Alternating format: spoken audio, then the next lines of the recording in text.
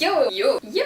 Comment ça va mes petits sushis? Aujourd'hui on se retrouve pour une petite vidéo exceptionnelle puisque je ne vais pas respecter mon format habituel. En effet, pour ce hors-série, j'ai décidé de vous parler d'un manga cher à mon petit Kokoro, One Piece. J'entends déjà la foule se lever, les détracteurs affronter les plus grands fans. Ah, les divergences d'opinion, c'est tellement passionnant. Alors avant toute chose, je ne considère pas One Piece comme un excellent manga. J'en ai vu et lu des bien meilleurs. Je comprends donc les gens qui n'aiment pas et je n'irai pas leur cracher au visage pour autant. Oui, je sais me tenir en société. Des fois. Un peu.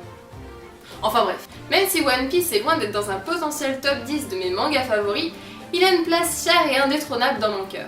Oui, mais pourquoi?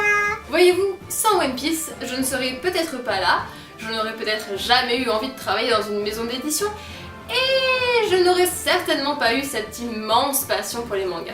Et oui, car comme chacun d'entre vous, ou une grande partie d'entre vous je présume, j'ai découvert les mangas grâce à un manga en particulier. Hérétique que je suis, je n'ai jamais lu ou vu Dragon Ball, et j'ai découvert les mangas relativement tard, je dois l'avouer.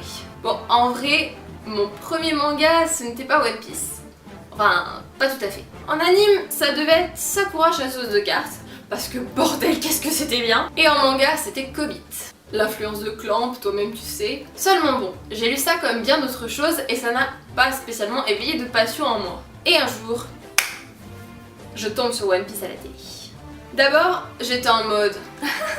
c'est vraiment débile, allez, je zappe, lol. Oui, ceci est une salaire parce que j'ai pas de télécommande. Voilà. Sauf qu'il n'y avait rien de bien fameux sur les autres chaînes. Quelle surprise. Donc, j'ai décidé de regarder ça quand même. Je me rappelle d'ailleurs avoir commencé quand ils étaient sur l'île d'Usopp. Du coup, j'avais un petit peu zappé le début. Mais peu importe. Plus j'ai regardé d'épisodes, plus j'ai accroché au personnage et à l'histoire. Et là, ce fut le drame. Parce qu'à l'époque, seule une cinquantaine d'épisodes étaient diffusés en français à la télévision. Tu imagines ma frustration quand ça s'est arrêté? Juste avant qu'ils entrent sur Grand Line, la mer du swag où toutes les grandes aventures se passent. Donc je suis allée sur internet, et grâce à mon meilleur ami le streaming, j'ai pu continuer à suivre la vie de Luffy et ses compagnons. J'ai ainsi découvert la suprématie du doublage japonais, qui, il faut l'avouer, est quand même incomparable au doublage FR, même si je dois avouer que celui de One Piece est relativement correct, et une histoire incroyablement riche. Bon, petit résumé pour ceux qui ne connaissent pas One Piece. C'est l'histoire de Luffy. Luffy. Qui veut devenir le roi des pirates. Rien que ça. Du coup, il décide de monter un équipage. Il rassemble tout le monde, tout ce qu'il faut, tout bien, au KLM. Il part sur Grand Line, la plus grande mer du monde. Là où plein d'îles, plein d'aventures les attendent.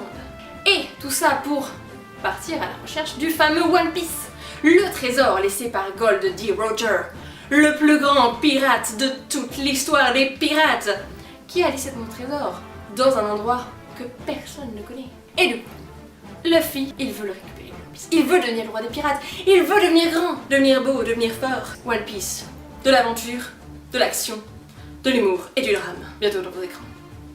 Alors bon, l'animation ne casse pas des briques. Les proportions des personnages sont parfois complètement what the fuck, et les personnages en eux-mêmes ne sont pas forcément super transcendants. Néanmoins, si je tolère qu'on dise qu'on n'aime pas One Piece, je tolère beaucoup moins qu'on dise que c'est de la merde. Car non, je m'insurge, ce n'est pas de la merde. Parce que si Eiichiro Oda a réussi à détrôner Dragon Ball avec son manga, c'est pas pour rien ma gueule. Si One Piece prospère depuis des années, de très longues années, de très longues années, de très... Bref, vous avez compris quoi? Donc oui, si One Piece prospère depuis de très longues années, c'est parce qu'il a une qualité indéniable. One Piece, c'est un univers riche, vaste et travaillé, avec une histoire complexe et savamment étudiée qui rend le récit cohérent et peu répétitif malgré la longueur. Qui plus est, mon amour pour d'éminents personnages secondaires tels que Shanks, Mihawk, Ace ou même Vivi, l'arc d'Alabasta, dans mon Kokoro Forever, reste très profond et j'ai rarement vu des personnages secondaires aussi charismatiques que ceux de One Piece. Tout est savamment calculé, la variété des personnages, la positivité des messages véhiculés, l'humour, le drame. Trouve-moi un seul autre manga capable de te faire chialer comme une madeleine pour un putain de bateau de merde.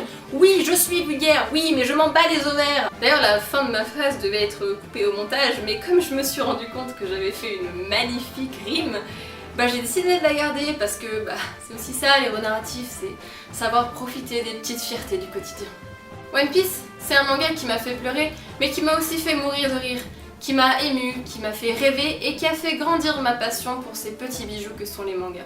Alors oui, ce n'est peut-être pas le meilleur manga du monde, mais ça reste mon manga de cœur, celui qui me rend nostalgique quand j'y pense et qui a fait de moi la folle que vous avez devant vous. Donc voilà, je voulais lui consacrer un épisode et j'espère que cette petite séance racontage de life vous aura plu. D'ailleurs, n'hésitez pas à me laisser un commentaire pour me dire quel manga, livre ou anime vous a fait découvrir et aimer cet univers. Et sur ce, je vous fais plein de bisous et je vous dis à la prochaine. ごめんね。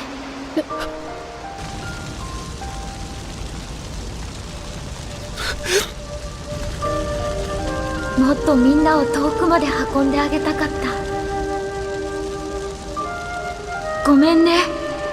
ずっと一緒に冒険したかった。